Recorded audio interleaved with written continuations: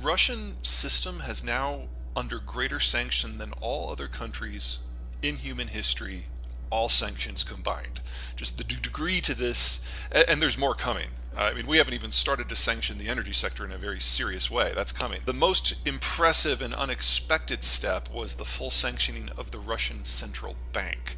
So the central bank now is barred from engaging in any sort of transfer of any funds in Swiss francs, Korean won, Japanese yen, European euros, Canadian dollars, American dollars, Australian dollars, and I'm sure I left out a few big ones in there. So they went from having over $500 million in reserves to nothing almost overnight. The only currencies that the Russian system can still tap are the ones that were in the country, which are obviously useless for international transactions. And what is in the country is split between gold and Chinese yuan, which is not even the Chinese one. So we're in this weird situation now that if the Russians want to buy stuff on the international market, they have to send a plane full of gold to pay for it. Now, that can be done. The Iranians have done that, but it's never happened on this sort of scale. I mean, this is the 11th or 12th largest economy in the world based on who's doing the math. And to have a gold payment system, it's like going back to the 1700s. So in this sort of environment, even if the Russians thought it was okay, wanted to pay their Western creditors, they no longer have the capacity. So we're going to be looking at a series of rolling defaults. I'd actually argue they're already in technical default because they've already said that they're only going to pay on their bonds in rubles. And April 15 is kind of the magical date when we're past the 30-day grace period and they go into full default. And I see every single Russian government-linked bond at every single level, municipal, provincial, state-owned company, all of them are going to zero. What's the impact if a country like this goes through a complete collapse financially? Well, let me give you a midterm and a long term. So on the midterm, every Russian company, especially the bigger ones that are responsible for resource production, are heavily dependent upon bonds in order to get the investment and to maintain production. So we're looking at the broad scale collapse of the Russian extraction sector. And so that means that anything the Russians do export, even without new sanctions, we are looking at a collapse in their productive capacity. So that's platinum, that's palladium, that's coal, that's timber, that's oil, that's natural gas, that's aluminum. All of this stuff is looking at chronic problems in the midterm. A little bit longer term, we know from the experience of the Asian financial crisis that finance is interconnected in ways that we can't predict. So in 1997, when a bunch of Thai property developers and currency players realized that they had overbid, they started pulling their money out of the system and getting it out of Thailand. And within 6 months, we had similar runs in places like Indonesia and Malaysia. It ultimately went to Korea and Russia and Brazil. So when you look at emerging market funds, Russia is a component in all of them. And now we're looking at breakdowns in Russian oil exports, which is going to generate price pressures in most developing markets. So we get a second order effect that is going to pollute a lot of these indexes anyway. So until the financial sector finds a way to hive these developing markets into separate buckets. So, Brazil's a very different economy from Russia's a very different economy from Malaysia.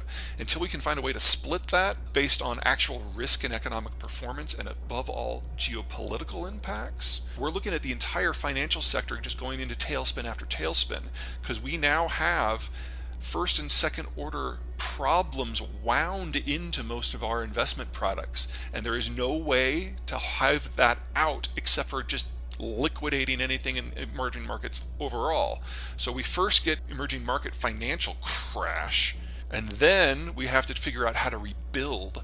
We will not do that in a year. The Russian system exports about 2/3 of its output to the West, primarily to the Black and the Baltic Sea. Right now, loadings are complicated on the Black Sea because insurance companies are not allowing ships to go in.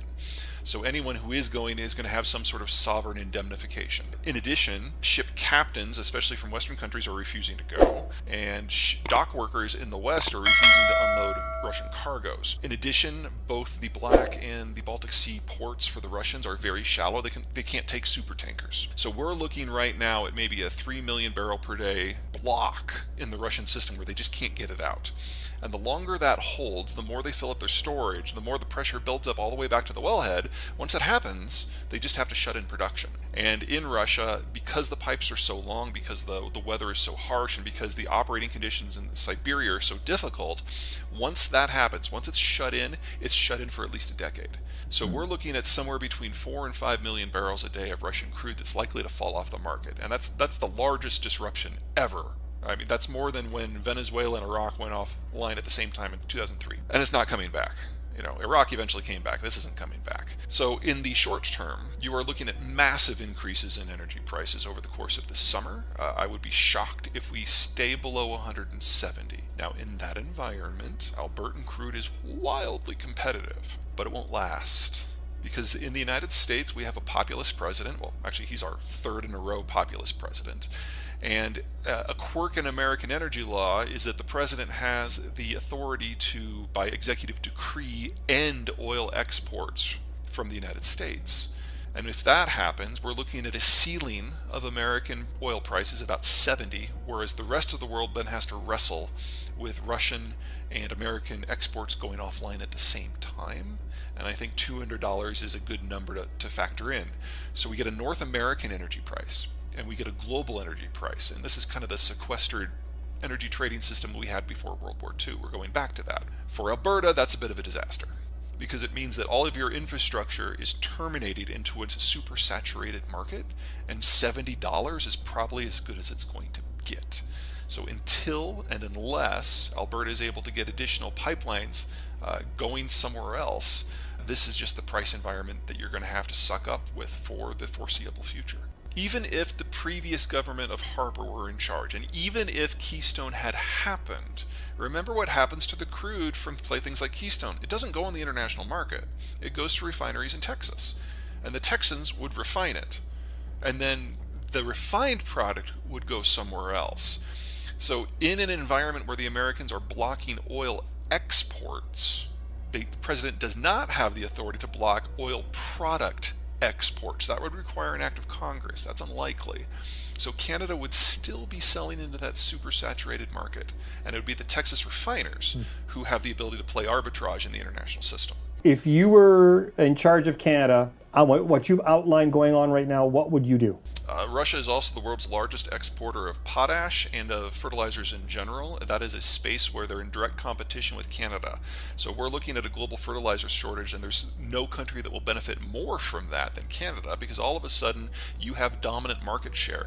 You can't produce enough to replace Russia, which means prices will skyrocket, both for the inputs for the fertilizer itself, and for the crops on the back end, specifically wheat. Wheat has been a very unsexy product for the last 70 years, and it's about to get really exciting, and no country will benefit more than Canada.